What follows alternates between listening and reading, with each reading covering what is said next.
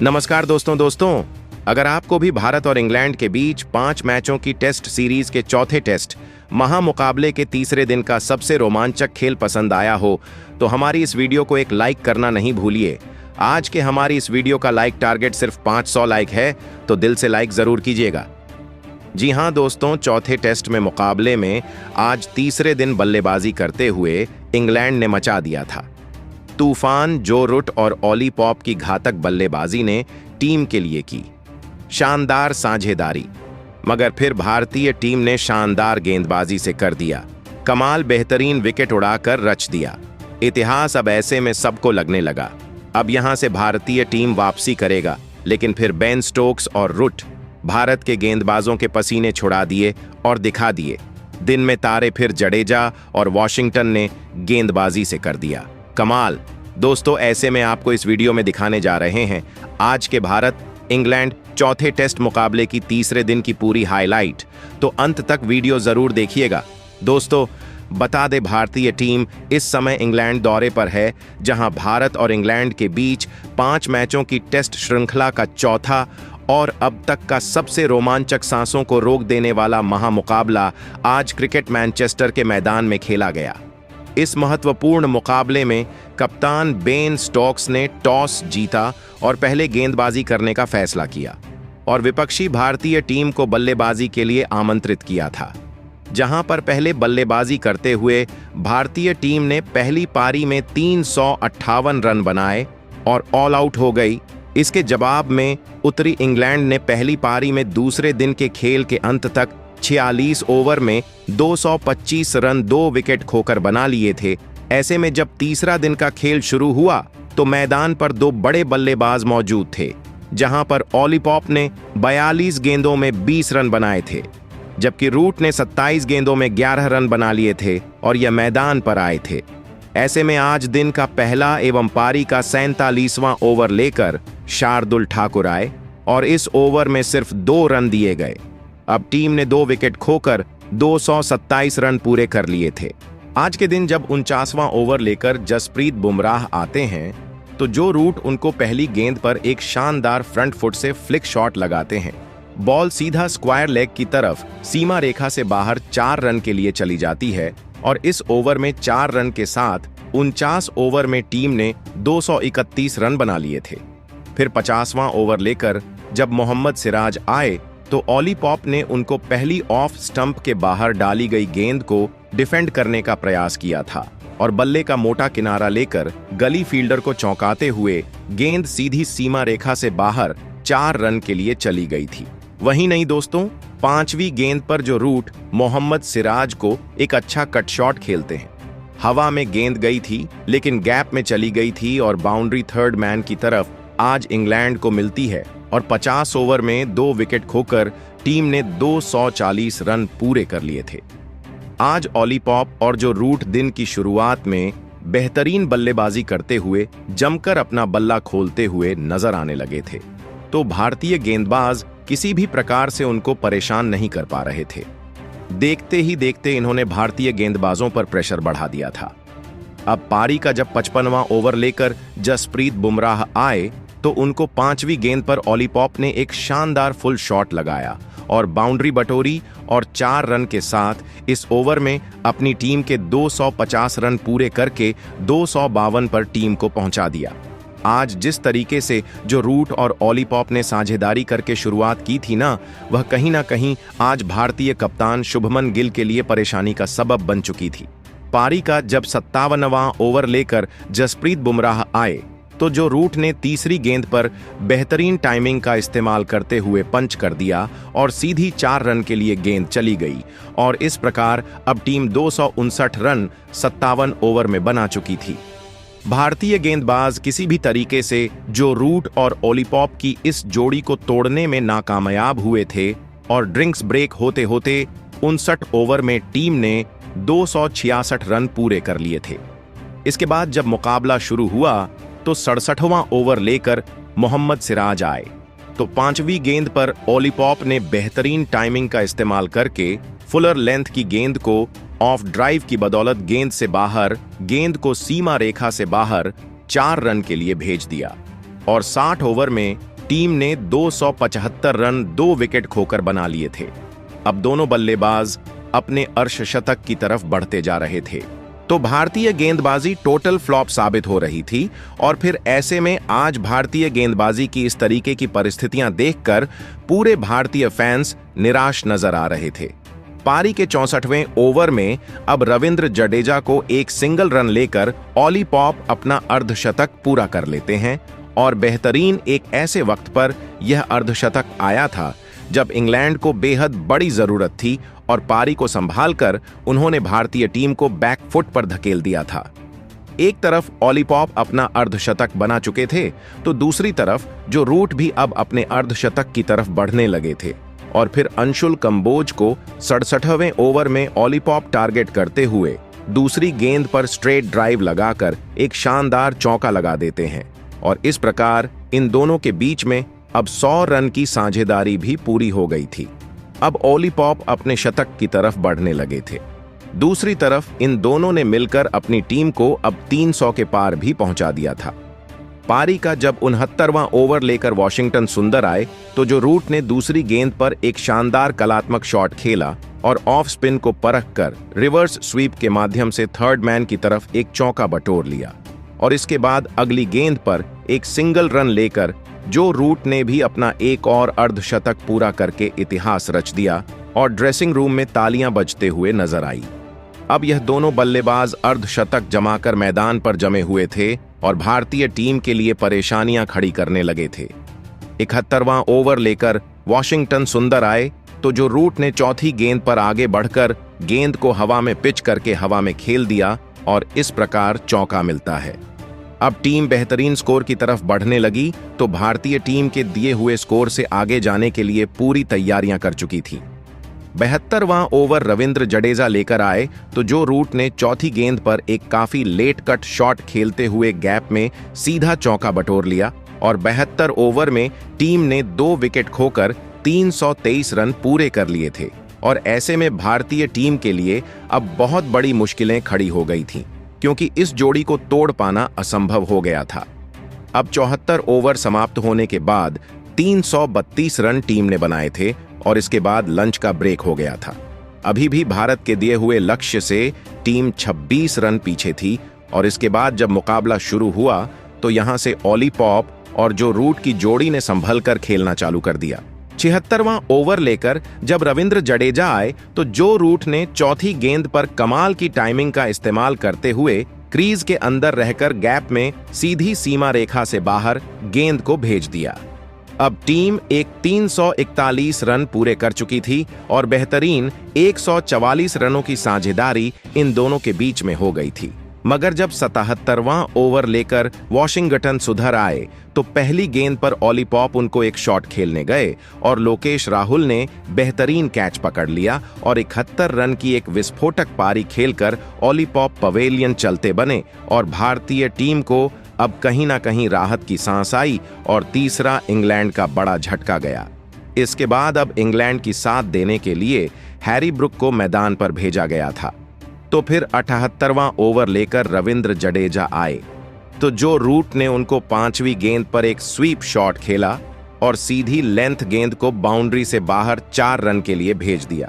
अब team 345 run 3 wicket खोकर बना चुकी थी। हैरी ब्रूक और जो रूट के कंधों पर जिम्मेदारी थी कि अपनी टीम को आगे बढ़ाएं। मगर यह ज्यादा देर जोड़ी नहीं चल सकी और 81वां ओवर लेकर वॉशिंगटन सुंदर आए, तो पहली गेंद पर हैरी ब्रुक को उन्होंने स्टंप आउट करवाकर पवेलियन की राह दिखा दी और हैरी ब्रुक 3 रन बनाकर पवेलियन चले गए। ऐसे में अब बल्लेबाजी करने के लिए कप्तान बेन स्टोक्स को मैदान पर आना पड़ता है। 2 बड़े विकेट जाने के बाद कहीं ना कहीं अब भारतीय गेंदबाजी का आत्मविश्वास बढ़ चुका था। ऐसे में फिर जो रूट और बेन स्टोक्स मिलकर अपनी पारी को संभालते हैं और अपनी टीम को अच्छे खासे स्कोर तक बढ़ाना चालू कर देते हैं। और फिर 86 ओवर में एक सिंगल रन लेकर जो रूट अपनी टीम के स्कोर को 358 कर देते हैं और भारतीय टीम के पहली पारी में दिए हुए स्कोर की वह बराबरी कर लेते हैं। अब इसके बाद पहली पारी में भारतीय टीम के खिलाफ इंग्लैंड की यह बल्लेबाजी बढ़त बनाना शुरू कर चुकी थी। जो कि भारतीय टीम के लिए हर एक रन के साथ खतरनाक साबित होता जा रहा था। जब 90 ओवर लेकर रविंद्र जडेजा आए तो जो रूट ने चौथी गेंद पर एक शानदार लेफ्ट आर्म ऑर्थोडॉक्स को परख कर रिवर्स स्वीप लगाकर चौका लगा दिया और 90 ओवर में टीम ने 378 रन 4 विकेट खोकर बना लिए थे। अब भारतीय टीम की कोई भी गेंदबाज आज सफल साबित नहीं हो रहा था। जसप्रीत बुमराह जब 92 ओवर लेकर आए तो बन स्टोक्स ने पहली गेंद पर एक शानदार फ्लिक शॉट लगाया और फाइन लेग की तरफ बाउंड्री हासिल कर ली और इस ओवर में 11 रन के साथ 92 ओवर में टीम ने 4 विकेट खोकर 394 रन पहाड़ जैसा स्कोर बना दिया था। जब 94 ओवर लेकर अंशुल कंबोज आए तो बेन स्टोक्स ने उनको दूसरी गेंद पर ऑन ड्राइव का प्रयास करके एक चौका बटोर लिया और इसके साथ ही टीम ने अब 94 ओवर समाप्त होने तक 4 विकेट खोकर विशाल 400 रन बना लिए थे। भारतीय टीम के लिए अब हर एक रन बेहद ज्यादा खतरनाक साबित हो रहा था। इसके साथ ही भारतीय गेंदबाजी बैकफुट पर जाती हुई नजर आ रही थी। शुभमन गिल की कोई भी प्रयास आज सफल साबित नहीं हो रहा था। 96वें ओवर लेकर अंशुल कंबोज आए तो पहली गेंद पर जो रूट ने उनको एक शानदार चौका लगाया और अपने टेस्ट करियर का 38वां शतक पूरा कर लिया और इतिहास रच दिया और इसके साथ ही अब उनका सेलिब्रेशन देखने लायक था। सभी ने तालियां बजाई। 96 ओवर में टीम ने 409 रन पूरे कर लिए। इसके बाद एक तरफ जो रूट शतक बनाकर खेल रहे थे तो बन स्टोक्स भी अब अपने अर्धशतक की तरफ बढ़ने लगे थे। 99 ओवर में मोहम्मद सिराज को जो रूट पहली पैड लाइन पर डाली गई गेंद को मिड विकेट की तरफ फ्लिक करके चौके के लिए भेज देते हैं और टीम ने 99 ओवर में 424 रन पूरे कर लिए थे। जो रूट का बल्ला जिस तरीके से चल रहा था ना, वह भारतीय टीम के लिए सबसे ज्यादा खतरनाक साबित हो रहा था और देखते ही देखते इन दोनों ने आज टी का ब्रेक होने तक 102 ओवर में अपनी टीम के स्कोर को 433 रन तक पहुंचा दिया था और भारतीय टीम के सामने एक शानदार बढ़त बनाना चालू कर दी थी। भारतीय टीम की गेंदबाजी पूरी तरीके से बैकफुट पर थी और तीसरे दिन का अभी तक का पूरा खेल इंग्लैंड के पक्ष में जाता हुआ नजर आ रहा था। इसके बाद जब मुकाबला शुरू हुआ तो 107वें ओवर में जसप्रीत बुमराह को बेन स्टोक्स 5वीं गेंद पर टारगेट करते हुए कड़ाकेदार शॉट लगाते हैं और गेंद को सीधे सीमा रेखा से बाहर 4 रन के लिए भेज देते हैं और 107 ओवर में टीम 458 रन 4 विकेट खोकर बना चुकी थी। इसके साथ ही बन स्टोक्स अपने अर्धशतक के करीब पहुंच गए थे। तो फिर पारी के 112वें ओवर में वॉशिंगटन सुंदर के सामने बेन स्टोक्स एक सिंगल रन लेकर अपने टेस्ट करियर का एक शानदार अर्धशतक महज 97वें गेंद में पूरा कर लेते हैं और कप्तानी पारी खास रही, जो कि भारतीय गेंदबाजों को मिडिल ऑर्डर में आकर कुचलने में सही साबित हुई। अब बेन स्टोक्स और जो रूट के बीच में एक बेहतरीन साझेदारी पनपने लगी थी और बन स्टोक्स अब घातक साबित हो रहे थे। 113वें ओवर में रविंद्र जडेजा को बेन स्टोक्स ने चौथी गेंद पर एक शानदार रिवर्स स्वीप लगाया और शानदार फायदा मिला चौके के साथ और 477 रन 113 ओवर में टीम पूरे कर चुकी थी। 114वें ओवर में तो वॉशिंगटन सुंदर को बन स्ट्रोक्स टारगेट करते हुए अंतिम डाली गई गेंद को बेहतरीन टाइमिंग का इस्तेमाल करके चौके के लिए भेज देते हैं और फिर 115 ओवर में मोहम्मद सिराज को स्टोक्स टारगेट करते हुए तीसरी गेंद पर दंदनाते हुए एक और बाउंड्री लगा देते हैं और भारतीय टीम के सामने अब बेन स्टोक्स और जो रूट की यह जोड़ी इतनी घातक साबित हो रही थी कि टेस्ट को T20 बना दिया था। भारतीय कप्तान शुभमन गिल पूरी तरीके से निराश नजर आ रहे थे और कप्तान बेन स्टोक्स के साथ अनुभवी जो रूट कमाल की बल्लेबाजी करते हुए 115 ओवर में टीम को 489 तक पहुंचा देते हैं। तो दोस्तों पारी के 117वां ओवर शुरू होता है तो बेन स्टोक्स दर्द के कारण अब मैदान पर रिटायर्ड हर्ट होकर पवेलियन चले गए थे और बल्लेबाजी करने के लिए जेमी स्मिथ आए थे, जबकि इसके बाद अब टीम का स्कोर 499 रन हो चुका था। मगर फिर रविंद्र जडेजा आकर 120वें ओवर में टीम को सफलता दिलाते हैं और दूसरी गेंद पर जो रूट को स्टंप आउट करा देते हैं और 150 रन की बेहतरीन पारी खेलकर आज जो रूट पवेलियन गए थे। जो रूट की इस पारी को देखकर पूरे सभी ने तालियां बजाई थीं। इसके बाद 5 विकेट खोकर 120 ओवर में 500 रन पूरी टीम कर चुकी थी। इसके बाद लियाम डॉसन मैदान पर आते हैं। वॉशिंगटन सुंदर को वह 121वें ओवर की 5वीं गेंद पर शानदार एक चौका लगा देते हैं। टीम 504 रन पूरे कर लेती है। भारतीय टीम के खिलाफ अब जेमी स्मिथ भी अपना बल्ला खोलते हैं। 123वें ओवर में वॉशिंगटन सुंदर को वह 6वीं गेंद पर लाजवाब ड्राइव शॉट लगाते हैं और चौका बटोरते हैं और टीम 513 रन बना चुकी थी।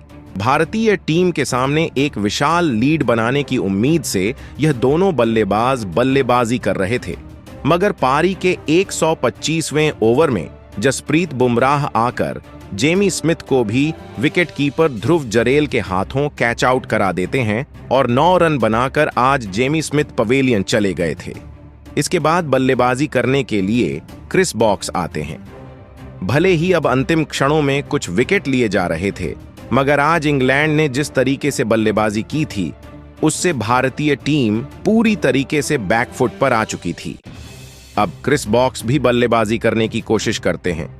साथ में उनका लियाम डॉसन बेहतरीन साथ देते हैं, मगर वह कुछ खास कर पाते तो मोहम्मद सिराज आकर 130वें ओवर में क्रिस बॉक्स को ही क्लीन बोल्ड कर देते हैं और 4 रन बनाकर क्रिस बॉक्स पवेलियन चले जाते हैं और 528 पर 7वां बड़ा झटका टीम को लगता है।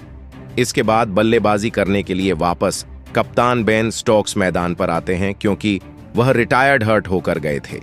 इसके बाद दिन के अंतिम क्षणों में बेन स्टोक्स और लियाम डॉसन ने कुछ रन जरूर जोड़े और अपनी टीम को बेहतरीन 135 ओवर में 7 विकेट के नुकसान पर 544 पर पहुंचा दिया।